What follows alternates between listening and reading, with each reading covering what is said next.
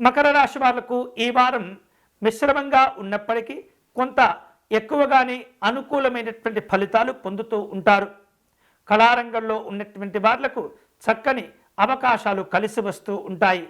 Cinema రంగంలో ఉన్నటువంటి వారు చివరి క్షణం దాకా ఉత్కంఠతతో వ్యవహరించేటటువంటి ఎదురు చూసేటటువంటి పరిస్థితులు ఏర్పడుతూ ఉంటాయి.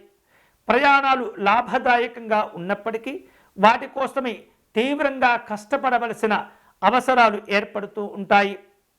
విరామం లేకుండా పనిచేయటం, విశ్రాంతి లభించకపోవటం వలన కొన్ని రకాల అనారోగ్యపరమైనటువంటి సమస్యలు వేధిస్తూ ఉంటాయి.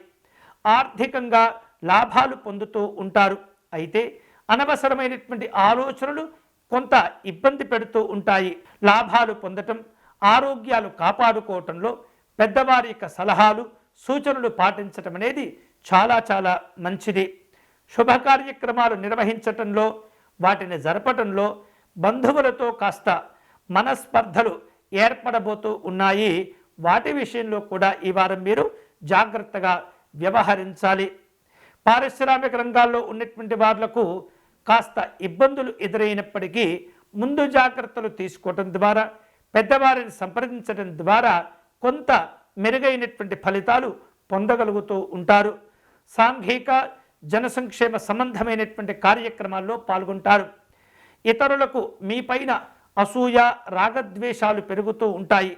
ప్రతి క్షణము లేదా అందివచ్చిన ప్రతి అవకాశాన్ని సద్వినియోగం చేసుకుని మిమ్మల్ని ఇబ్బంది పెట్టేందుకు ఎప్పుడు కూడా సిద్ధంగా ఉంటూ ఉంటారు.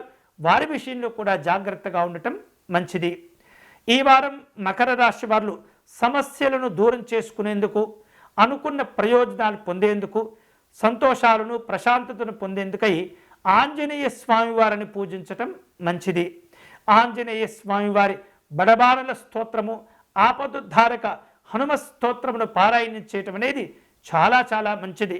వీలైతే కనుక పంచముఖ ఆంజనేయ స్వామివారిని ధ్యానించటం, పూజించటం మంచిది.